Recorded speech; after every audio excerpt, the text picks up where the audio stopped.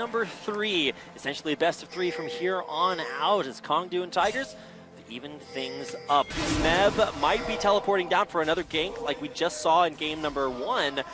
Worked out then. Will we see it work out this time around? Now Punch is right here for the counter gank. He hasn't shown himself. Peanut waiting to commit, and he will actually get locked down. They're turning on to Peanut. He's only level 3 Olaf, and he goes down to get first blood. Away to Cougar Zyra. Down here in the bottom lane now. We are approaching level 6. Oh, there's the flash. We're going to be tethering up Soul. Exhaust to make sure it lands. He will try to turn things back around, but it's just not enough. Peanut coming right back in as soon as Ghost stops cooldown to pick up a kill to keep the score. Yeah, I think Try thought he could maybe trade a little bit harder, and Roach just might die.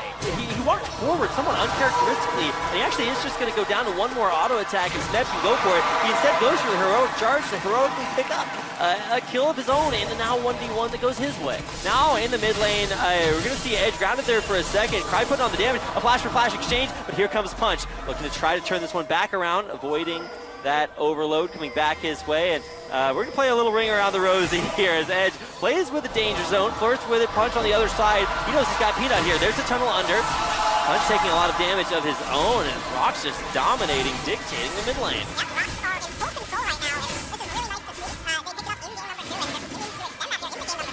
And I really have to say, though, one of the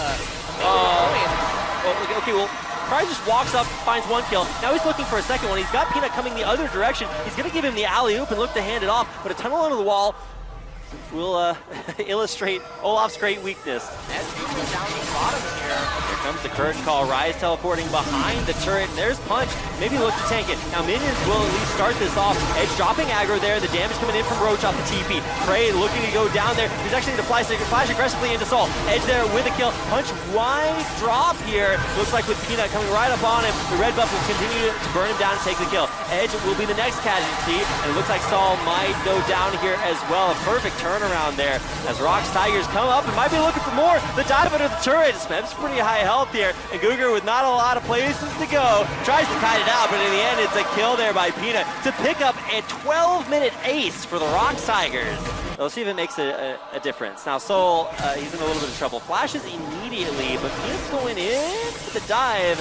Wisely disengages there as Cougar might have turned it back around. Here comes Punch. They might actually have an opportunity to get a big catch in here on the Tigers.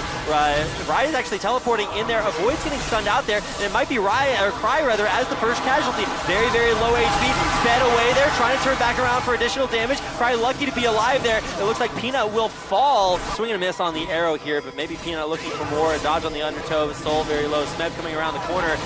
Roach right there to meet him. There's going to be Rek'Sai coming up to join the party. Smeb's going to get locked down just a little bit, and a lot of damage coming in from Roach. An immediate knockback there, so no rise in this party. With Smeb dropping lower and lower, he will be the first casualty of the fight.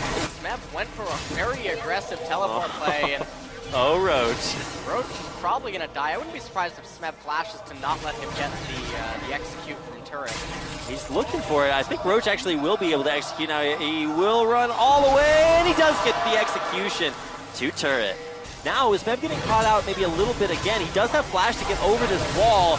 It looks like he will be forced to use it if he can get there in time. The prediction on the flash, but it's just not enough. I don't really know where Roach was going there.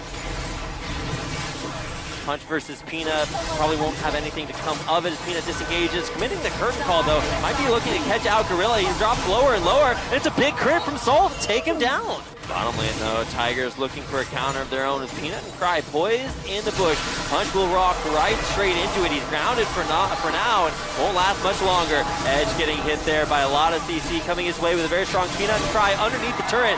Can't put out enough damage to get the counter kill on the Cry, and Tigers find 2 big picks of their own.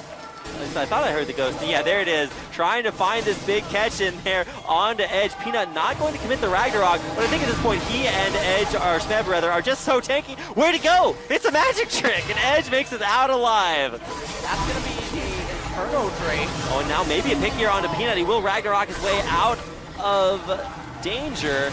The boy's getting picked off, and now maybe it's Smeb. He's going to get knocked back in there with a Thundering Blow, and maybe here's the curtain call to take him down. No, Roach there to take the kill, getting revenge for the 1v1 matchup, and a nice pick found once again by Kongdoo that might set up this dragon. Maybe Cry having something to say about it. Big Stranglethorns will at least get the knockup in on a Gorilla. Looks like with a flash away, he's trying to survive. A big crit, and there's the dancing grenade to secure the second kill for Saul. ROX Tiger's trying to turn that one back away, but maybe just looking to save themselves. Peanut very low there, Edge trying to kite out, and he will actually flash the flash his cry though with the outplay. He's the one to find that kill on the Kongdoo mid. Now here versus Edge, continual outplays 5-1. Cassiopeia scoreline. ROX still in the driver's seat, although the gold lead is lessening. Which I say right as Cougar gets picked off. That might certainly be Baron, as they are headed there right now. If they try to fight this and it goes wrong, that could spell the end of the game for Kongdoo Monsters. Curtain call in there, trying to ground out the back line, and maybe even just punches presence too much. He will tunnel in, and now is there enough damage? No, smite steal for a punch, and Peanut to secure the Baron takedown. Edge there in the front lines will be taken out there, and one kill after another. The ROX Tigers find their first big advantage. Snap certainly already on duty in the bottom lane, putting pressure on that first inhibitor turret. The rest of ROX looking to shield up and take their chances here in the mid lane. Now Snap coming through for a big pick will immediately blow Cougar apart. No Zyra passive to add extra true damage here to the fight, as now Kongdoo looks to disengage. It's Roach to get knocked up to immediately force the flash away as the second tier turret mid does fall. The Tigers look to continue to push their advantage even on through to this inhibitor turret. And Peanut taunting a little bit, waiting damping it up.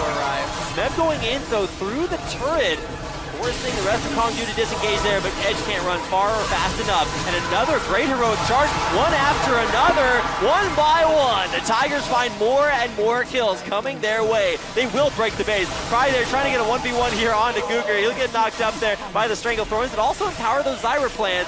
This is a little bit of a closer fight than I initially thought it would be, but Cry doesn't have too many problems there. Cougar trying to just desperately get back onto the fountain, but a big bully Cry will make him at the end of it all. That's going to be the ace for the ROX Tigers. Would be a big pick if Kongdoo can find it. A last second stoppage on that recall will mean that Edge will be a slower back to base. Will it be impactful here, as that arrow will not be available for ROX to use to push through? Well, this might actually be a very funky timing where it does enable them away in. And now that's going to be the second inhibitor of Kongdoo Monsters falling here. Kongdoo, they're in no position to try to turn a fight. They just have to sort of find a way to resist this. Going forward, finding a knock up there on Edge. The turnaround, though, this could be Kongdoo's opportunity. Curtain calls coming out and trying to stop a few of the members of ROX from disengaging, but it looks like they're going back in. Point blank stun there on Roach. He'll be the first to fall there for Kongdoo. The ROX Tigers continuing now to pile in, and this looks all too similar to the last fight. They find one kill after another. Punch trying to get back onto the fountain. He will just barely make it. The turnaround now, Kongdoo trying to push the ROX Tigers back off of their fountain. Now it's going to go back the other way.